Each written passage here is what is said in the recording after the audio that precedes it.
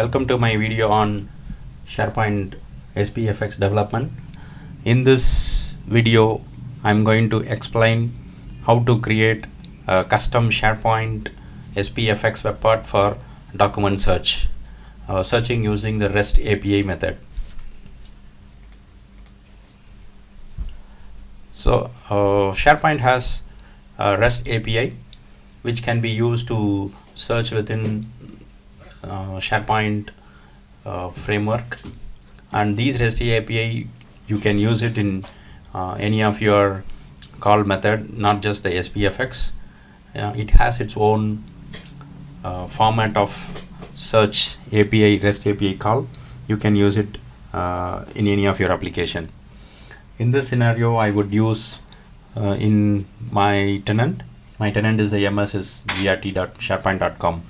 So in case if you want to call any of your REST API, the first thing you need to form that REST API call kind of a chain with the parameter. The first thing it would take is the domain name or the tenant name. Then you should always append with the underscore API slash search slash query question and the query text. The query text is the one which is the kind of a keyword which you pass. So the keyword can be any of the keyword which you are looking for, and you can follow with asterisk or the star character for any of the character after you search with the keyword. If you are looking for a specific keyword alone, you can ignore the star mark or the asterisk.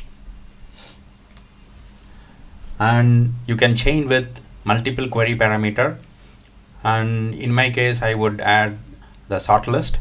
The sort list can be by the last modified or by the view status. In my case, in my sample later in my demo, I would use views lifetime based on the descending order, the number of views and how many of the hits it comes in. And I'm going to limit my search result to only 20. It's also like pagination you can use. You can limit it to 20 and then you can start getting the result from after 20 with the pagination result. And they have an option to do that as well. And the next choice I'm going to use that I don't want all the properties to be written. Since in my demo I'm going to use only the document search, so I would restrict only few properties to be written. If you see in here, there are several properties. If you don't specify the properties, the search result will be kind of dump all the properties. In this case, I'm going to just return only the title, modified date, and who modified the document, and the original link to the document.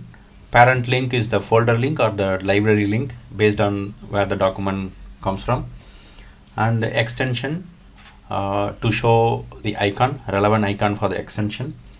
File name, of course, to show the title plus the file name in case, and the embed URL. So the server redirect embed URL is the preview URL, which is kind of WOPI, Office preview, which you have when you mouse over.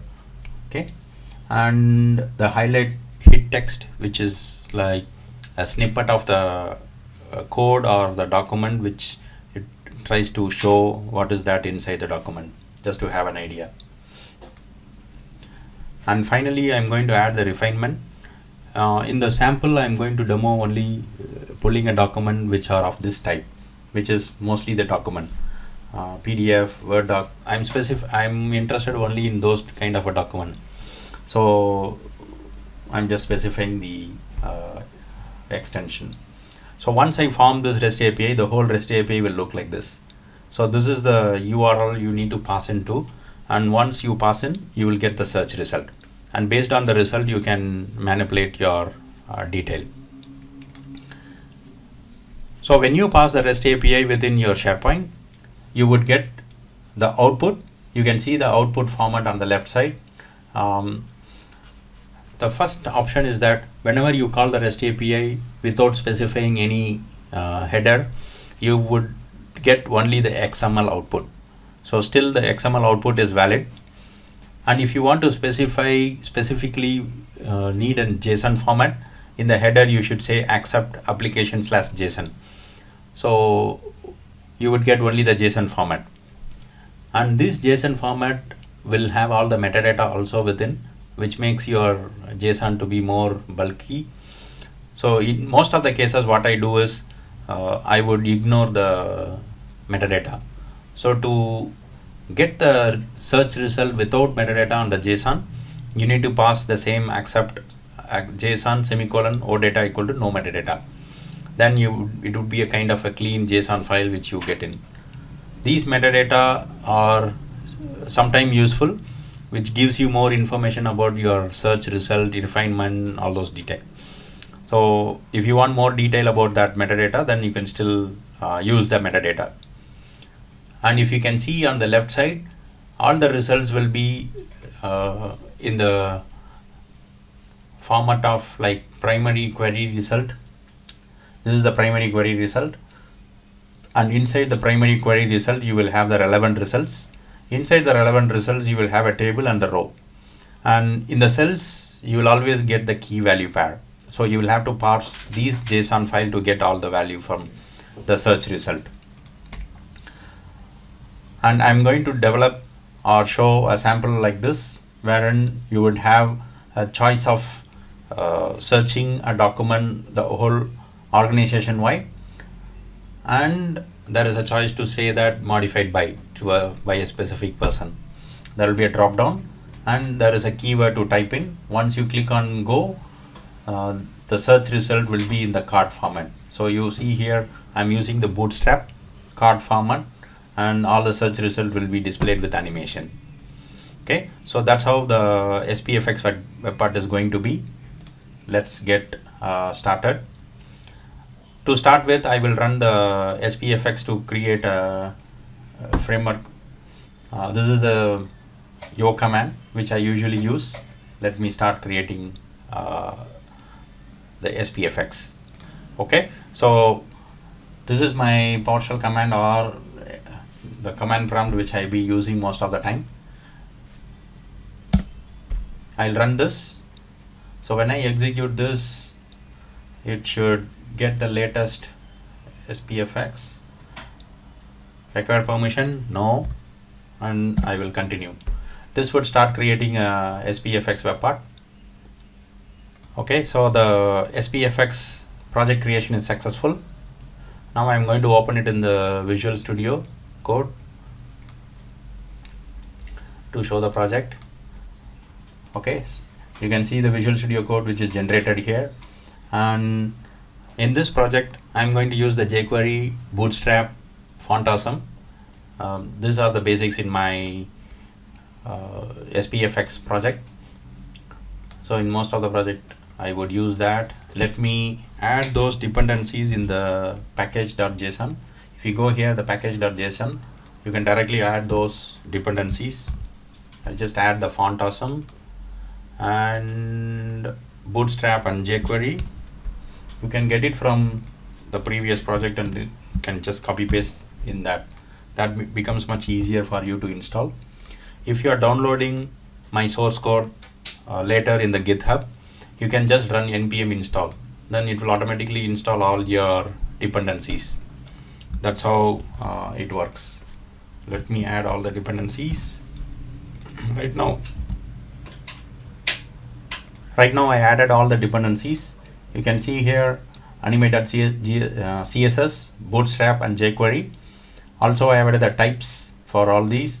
URL loader is for the Font Awesome, which will load in a better format. Let me add gulp.js also for the URL loader. Let me add here. I need to add specific for the Font Awesome. So you need to add this code inside your gulp.js file, gulpfile.js file, just to load properly the Font Awesome, because Font Awesome uses certain special characters which will not be loaded. So I need to add this as well. So I added this into the gulp file as well. Now I'm going to just run npm install. So what this npm install does is, whatever you specified in your package.json, all the dependencies, it will start to install. Okay, all the packages has been installed properly. So now what I'm going to do is I'm going to the config.json and I'm going to add the details about the bootstrap and other external dependencies, especially the jQuery we need to add so that it loads your jQuery into your WebPart. So this is the standard configuration you should need to add for jQuery and the bootstrap. So this is done. So now I need to go to the main WebPart TS file. Just go here to the main WebPart TS file. I need to include jQuery, bootstrap, all the font awesome which I am looking for has to be added as a reference. So what I do is I'll just use from your existing project. Okay, so if you see here, I've added a reference to the jQuery, bootstrap, min, and the font awesome plus the animate. Animate is the one which gives you the animation for your search result. Okay, so now I added all the dependencies. I need to modify the source to include the jQuery method. So for this, what I'm going to do is that I'm going to create a separate class and use that as a search REST API call instead of calling it in the main TS file. So what I do is, let me create a new class, which is a new file, which we call it as search HTML YAML.ts. Okay, so this is a new TypeScript file which I created. In this, what I'm going to do is that I'm going to first import my type, which is the properties from the main web part.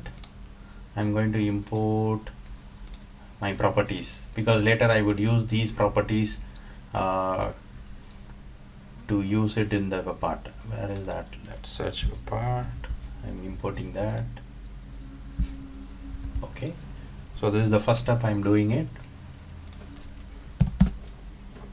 Done. And I'm going to declare a class in which I would use these properties. Let me declare a class. Okay, so this is the class which I'm going to use. Okay, yeah. So I'm declaring a class which is search class. Inside the class, I would have all the methods and the properties to make use of the search REST API. I'm going to declare a variable or the property which is a site URL. This I'm declaring it as property within the class, but the domain name or the tenant name or the site URL, site collection URL, you can always get it from the context. It is available in the context as well in your main TypeScript file, but for the simplicity, I'm just having it is in my as a string here. And what I'm going to do is that I'm going to use a template string which would give me, let me use let's do search documents.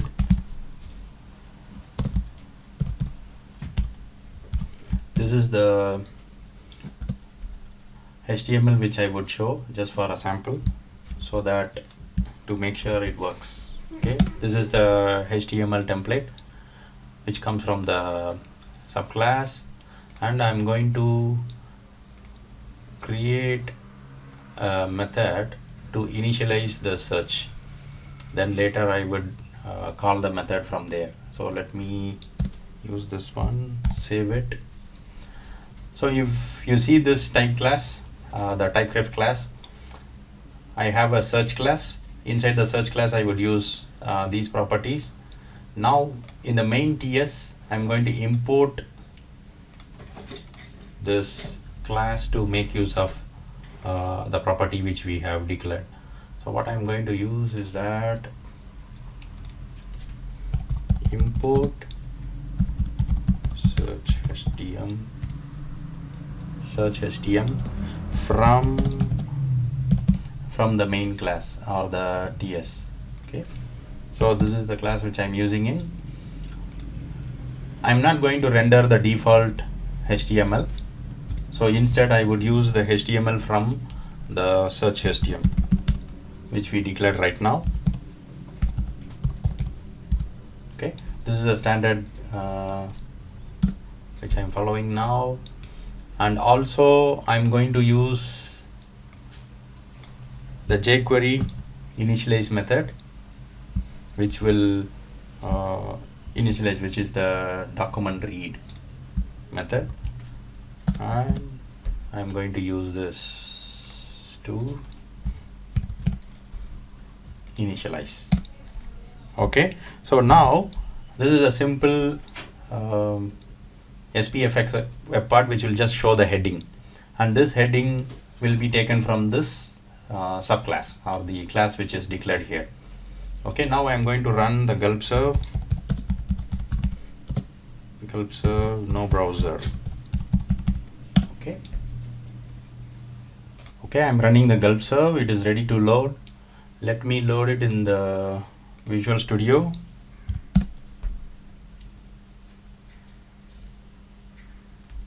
Okay, let me search for part. It's already here. Okay, so now it works. I just added the header search documents from the class file with the default HTML, so it loads the search header. So now what we're going to do is that we are going to add more code to make it searchable. Okay, so now I would add a control. First I will declare a class, the function. The function will add those details. Let me add a function called initialize search, and this function is the one which will be called into the main class.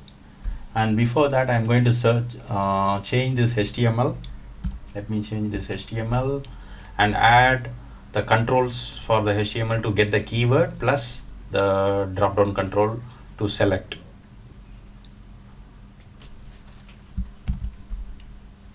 Let me copy paste here.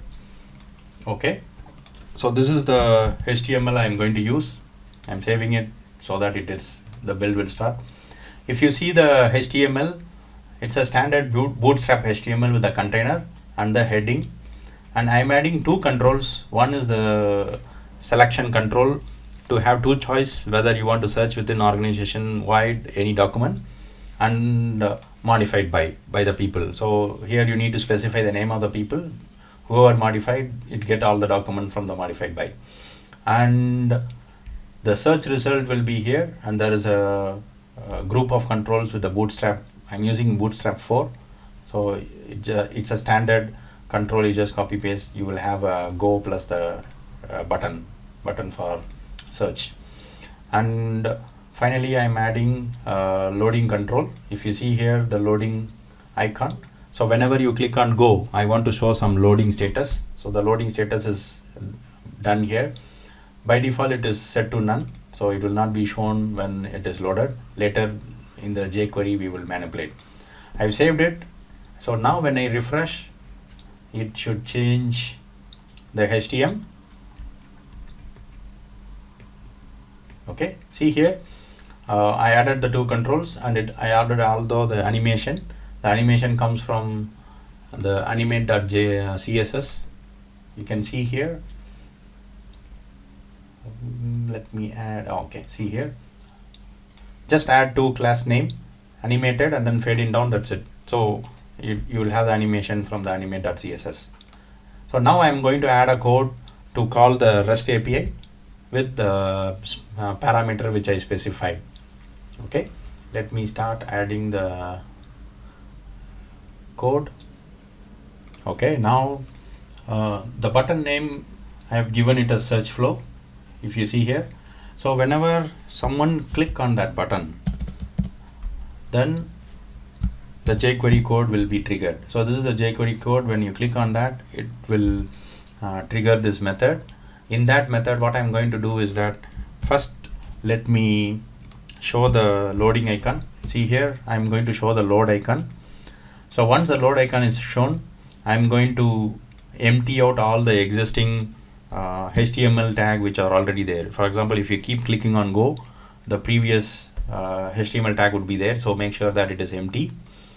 And you should get the keywords which are typed in. So I'm using this keyword. I'm getting the keyword from this control, which is this control here, if you see. And once I get the value from the control, now I need to form JSON to pass into the control, the keyword. Okay, so let me create the HTML format. This is the HTML format, the REST API format. If you see here, this is the site URL, general property I'm getting in. I'm appending with the keyword. Whatever the keyword which you type in, I'm appending the keyword, and rest are all the standard which I explained you in the PowerPoint. That's it. And I'm going to modify such a way that there is a choice of saying that modified by, right? So I'm getting the search option. You need to get the search option from the drop down. Get the search option. Maybe I'll add it here. Search option comes from the drop down, whether they selected an organization wide search or particular modified by search. So if they have selected the modified by search, slightly you need to change the URL, the REST API URL. For that, I'm going to just use if statement. For example, modified by. You see here, the value I set it to mod, just for my reference. You can set it to anything, but just for my reference, I set it to MOD. If the value is MOD, what I'm doing is the REST URL, I'm just adding modified by before the keyword. That's it. And the rest of the REST API URL are all the same, and it will get the detail. So once it is done, now comes the major part of calling the REST API. In jQuery, we use the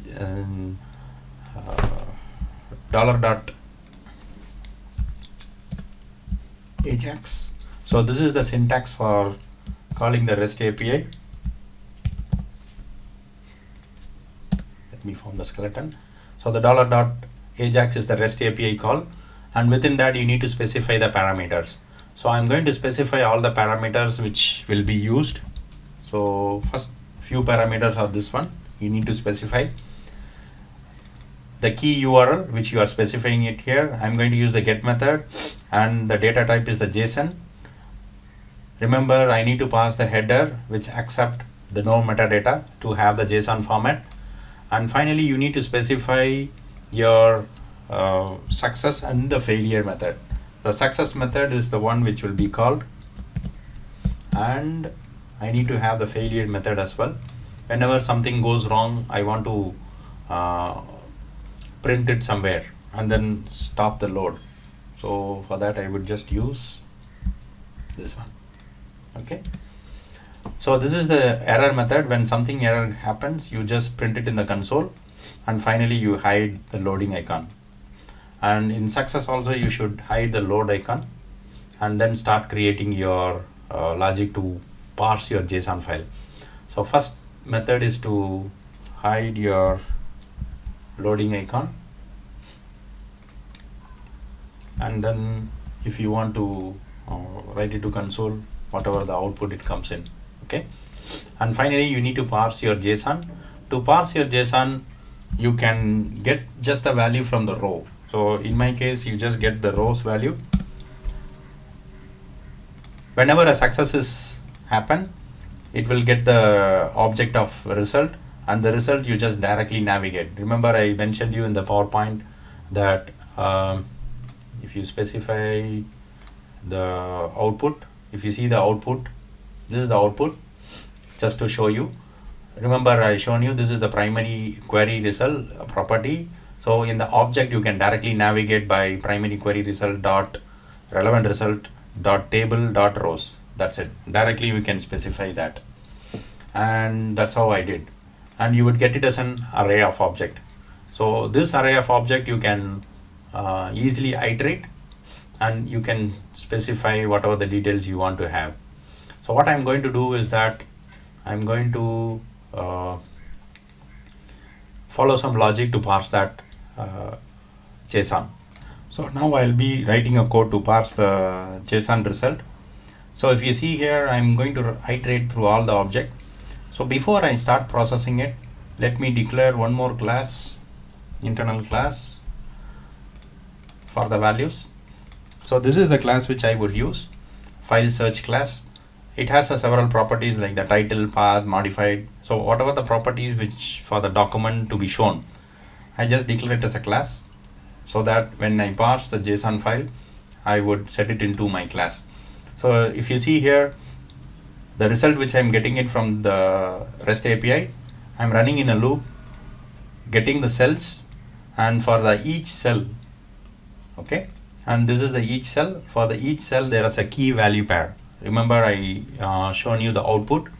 So in that it is a key value pair. So if you see here, under the cells there are key value pair. Key is the rank and the value, doc ID, title, and all the parameter which I was looking for come as a key value pair. This key value pair I would just parse with the switch case, assign it to my local class, which is the element. So based on the element, I'm forming a HTML. This HTML is formed for each search result. This is where the bootstrap card comes in. I create a bootstrap card with animation, then I add all the parameters. That's it. It's up to you how you format your search result. And then finally I append it to using the jQuery API. And that's it. So hopefully this should work. And this is just a normal API REST call. It should work as normal. So it is compiling now. Reload is done. Let me refresh this. So when I refresh, it should look the same. Then I can search for something like any keyword. So once I search, okay, it didn't call the search API. Why? Because I missed to call it in the main class. So remember I created a separate function. So this function I should include it into the jQuery class. So for this to call, I should use search htm dot. That's it. So save this, it will build again. So once this build complete, it should able to call the API. Okay, done. So now I will refresh again. When I refresh again, it should get the same. Done. Now when I call any keyword, hopefully it works. See, okay. So this is how the result comes in. These are the documents which is related to the blockchain. And if I use mixed reality, it should get me all the document related to the mixed reality. See here, the loading and the animation. It gets me 20 more documents which is in the card format. And this, if you notice here, the document, it's all the default document. You cannot differentiate now. What I can do is I can add, depend on the document, you can add kind of a switch case statement and then show the document type. SharePoint by default inside the layouts folder, they have a document type, so you can use that as well. So what I'm going to do is that I'm going to add just one method which would take the default one. So if you see here, I've used a separate method to get the icon for a specific document type. That's why you have an extension. I'm passing the extension of the document. Based on the extension, I'm just appending the URL of a icon. So that will return the full URL of the icon. What I'm going to do is that just change the URL here. inside this. So this one, instead of general, I've just put here, call this method, that's it. So now this should give you an icon related to the document based on the document type. Let me compile it and let me reload. Once I reload and then search based on the document type, it should give me the icon. I search for document. Okay, see here it is a PPT document. And similarly, if I search for mixed, some of them would be the Word document, hopefully, or not all of them are. Okay, nothing there. Let me search by modified by. I have someone as well. Okay, see here the Word document. So this also works. So that's how it is. So you can use the Search API, REST API to customize your SharePoint search experience. It has several refiners as well. I'm using only the document search, but you can use all the refiners, like you can filter by the taxonomy, plus you can filter by all the parameters you are looking for. So that's all from my side. Hope you have a good understanding on the search. Looking forward for the more videos on the search as well. Thank you so much for watching. Thank you. Please subscribe my channel. Also, you can get the full source code on the GitHub, which I will post it in the YouTube video description or the video description here. Thank you so much.